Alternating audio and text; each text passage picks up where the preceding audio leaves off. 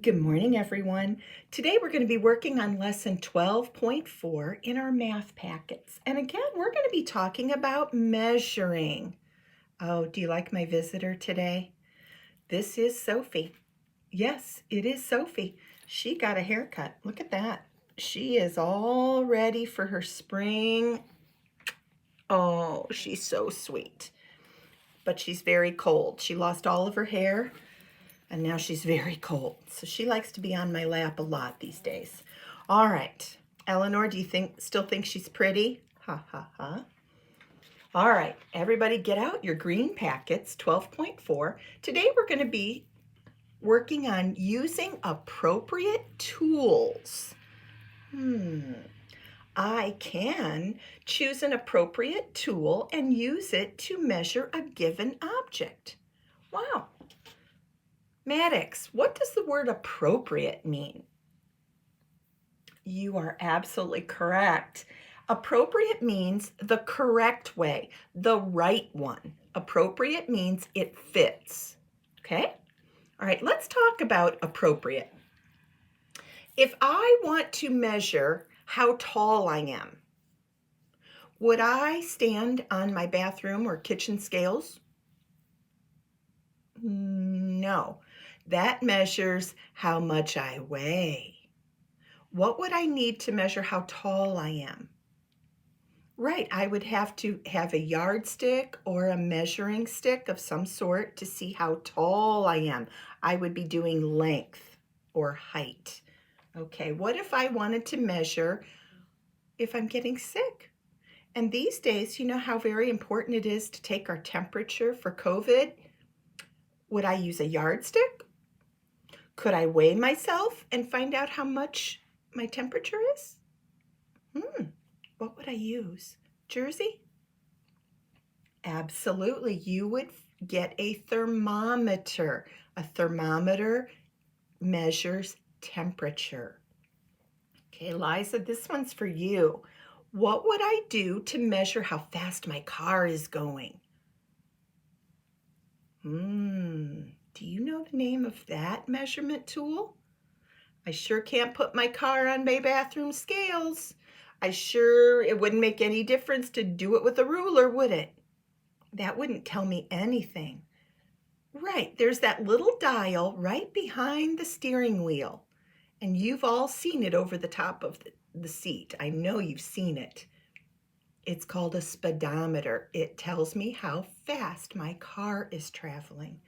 Those are appropriate tools. Now today we're going to just try to figure out how to measure certain objects.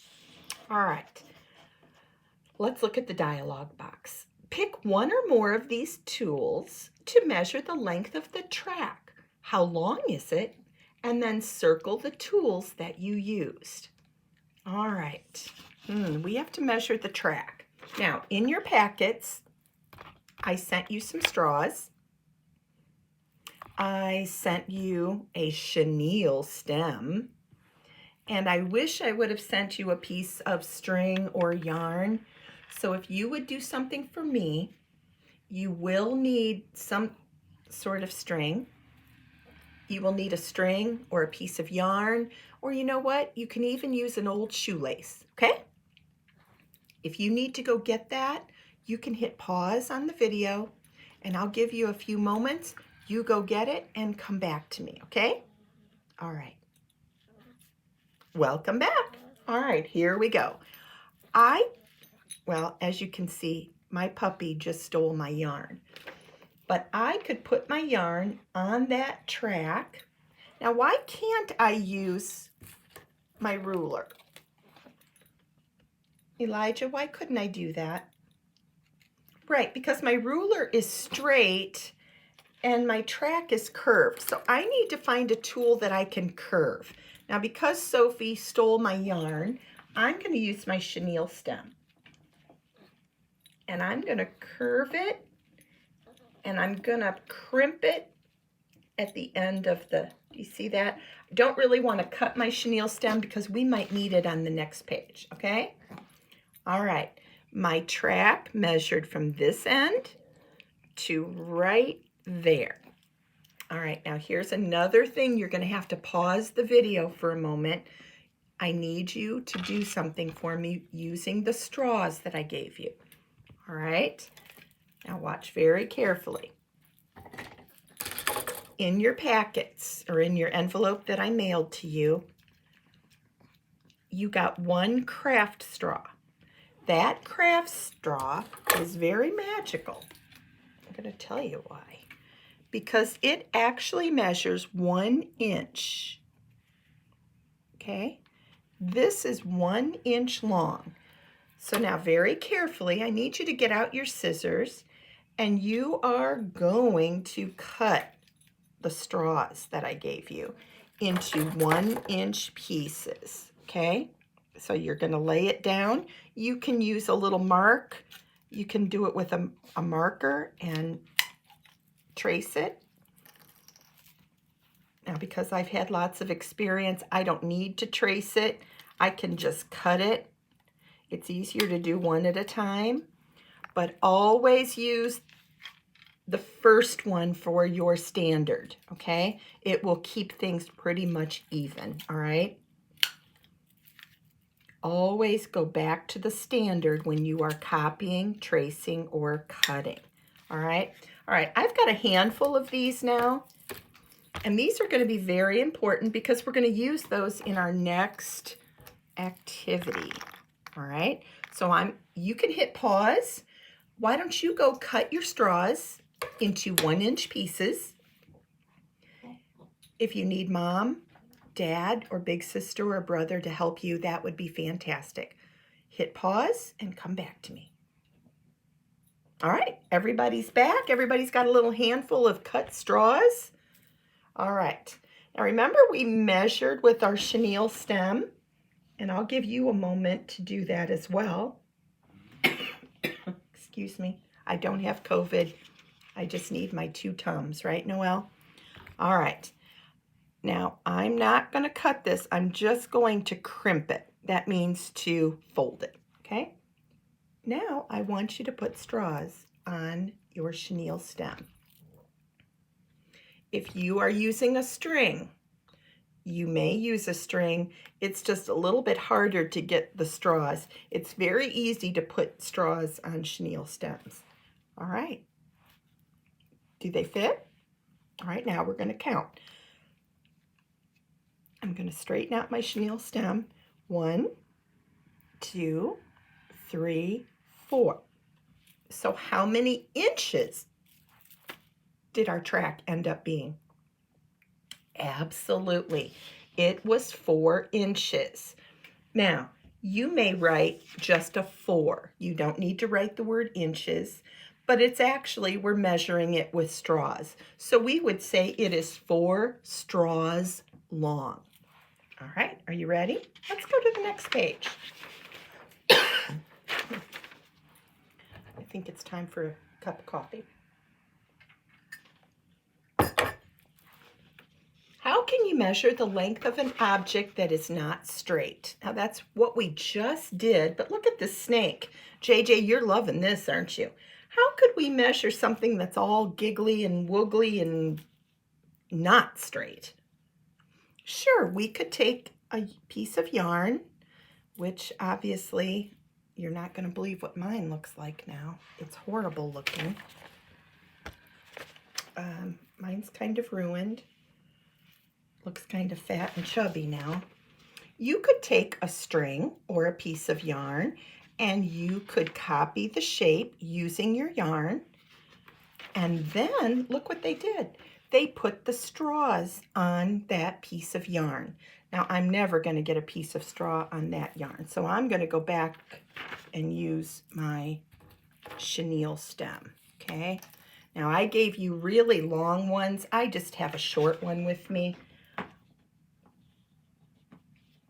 This one might take a little bit of effort, but could you make it wiggly like that? Woo! Well, that's kind of what it is. Now I'm going to bend my straw so I don't, or my chenille stem so I don't put any straws past that point. I'm going to straighten it out and I'm going to feed those straw pieces back on to my chenille stem. Is that a great way to measure or what? Look at that. And again, it came out exactly to 4 straws. All right, now for your work today, you're going to do the same thing that we just got done doing. You are going to tell me, would you use straws to measure or would you use string and straws? Yeah, you are right. Thank you for that. I heard you, Isaiah. I would use string or my chenille stem, then I would add my straw pieces. How would I measure this? That looks pretty straight, doesn't it? You are correct. I would just lay straws down. Yeah, perfect. Now, if you really want to get creative, you can practice using your rulers that I sent, okay? Remember, we always want to line up that very first one to the end of our object, and we're going to go all the way down, and where the object ends, and I don't think you can see this. I'll try to bring the camera, or bring this closer to the camera. Do you see where it ended? It landed absolutely on the number 5. So what does that tell me if I'm measuring with a ruler? If it started on the 0 and it ended on the 5, absolutely. Thank you, Javi. It did. It is 5 inches long. All right, let's go to the next page. Straws or string and straws? Eleanor, you and Allie are giggling again. Absolutely. Yeah, you're just saying that's way too easy. I told you math was going to be real simple today. What about this? Looks like a recorder, like a flute. Because it's straight, I can just lay my straws straight. What about my flower? Well, the top of it is curved, but I'm trying to measure how tall my flower is. Absolutely. Thank you, Caden. You would just lay straws down. And how I would do that, I would place one right on my paper. Am I going to get 2 on that one? No, it's a little bit more than 1, isn't it? It's about 1 straw. Ooh, how would I measure that alligator? Let's see, who haven't I picked on today? Emery. How would I measure this dragon or whatever he is? He's really ugly. Lizard. Ooh. I would measure him using string and straws or my chenille stem.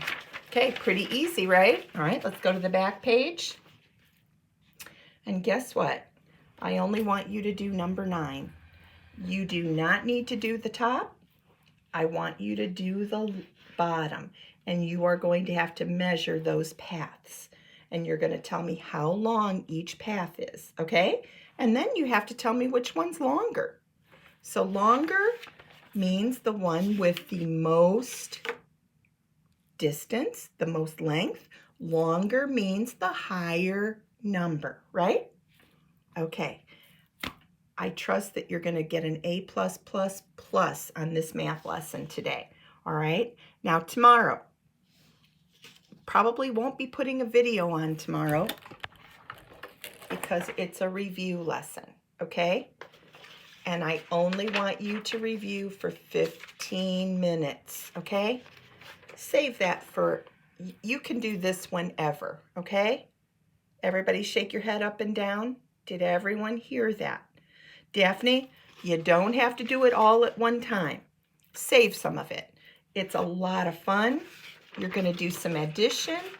Oh, there is some measurement. And there's even some words like shortest and longest. Oh, I love that. This probably won't take you very long to do it, but please don't spend more than 15 minutes, okay? I want Friday to be an easy day for you, okay? All right? I love you. I'll see you this afternoon on Zoom.